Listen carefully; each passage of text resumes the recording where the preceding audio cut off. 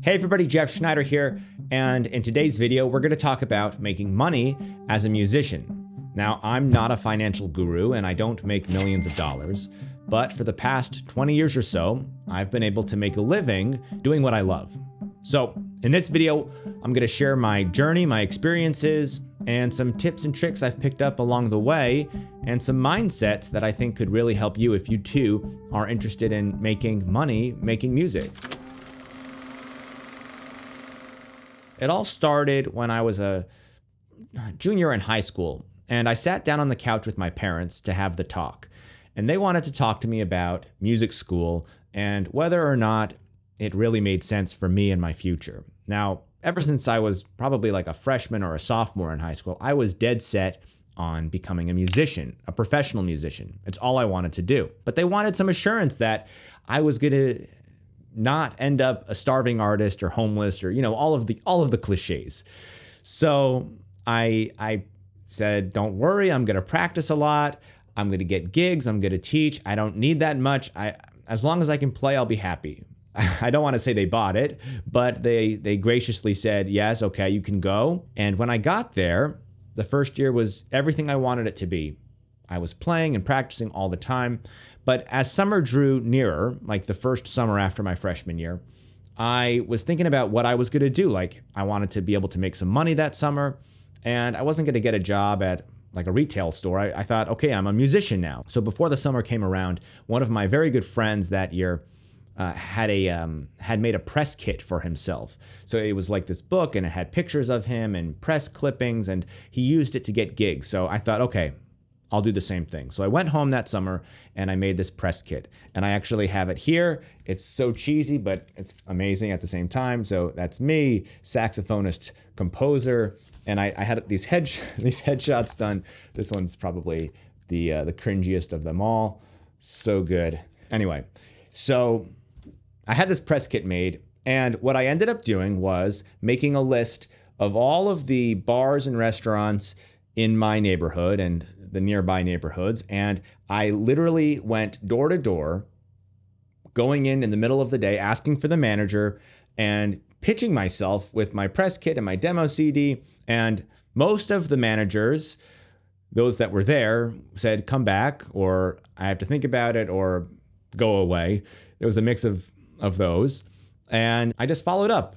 I followed up several times until I ended up getting some yeses, and before I knew it, I had a summer full of gigs. I felt like I was living the dream. I was making money, playing music. The next summer, I ended up playing on a cruise ship and weddings and bar mitzvahs and corporate gigs. And, it was just a hodgepodge of all of these performances. But they were right in line with what I always thought I would do. And that was like the first chapter of my career as a musician. The second chapter was when I started to shift into composing. So I did composing for film, television, and advertising. And I didn't have any experience and I didn't have any connections, but I asked everyone I knew if they knew anyone that might be able to clue me in as to how to get some work doing this. And one of my friends actually knew a guy who had a production company, and I went to talk to him, and he actually brought me on as like an intern. And I did a lot of like admin work, but every once in a while he would let me write some music. And so I was able to build a portfolio, and I used that portfolio to get other work from other brands and companies and clients. And the way that I did that was very similar to the gig approach that I did that first summer after college. I got a list of as many contacts as I could find, like editors and producers and directors and ad agencies. I reached out to them, called them, emailed them, and same kind of thing. Like, we'll think about it. Sometimes I would get no response, or they would say, maybe later, just a mix of all of that. And so again, I had to continue to follow up.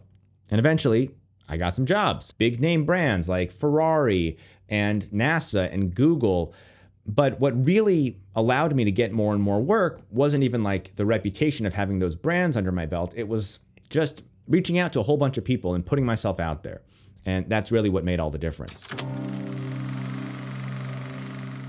And that brings me to my third chapter of my music career, which is this business that I have where I teach and I make courses and I make YouTube videos. The way that started, it's similar. I had students and I would follow up with them to make sure they wanted to get more lessons, and some of them would flake and I'd follow up with them, and I ended up getting a lot of students. And then as I started to put more energy into YouTube, it was all about creating more and more videos. And I did daily emails. I wrote an email every day to my list to stay top of mind. And that phrase right there, top of mind, is a phrase I heard from a family friend who's in sales and doesn't do anything with music, but he was giving me some business advice, and that phrase came up and it's stuck with me ever since.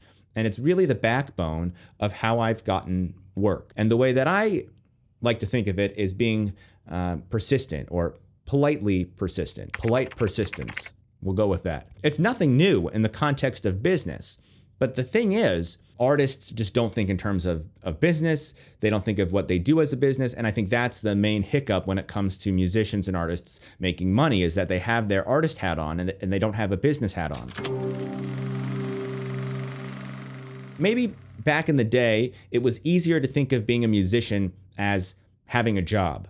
You'd get hired at a studio or in an orchestra or a big band, and there were just more opportunities to get hired.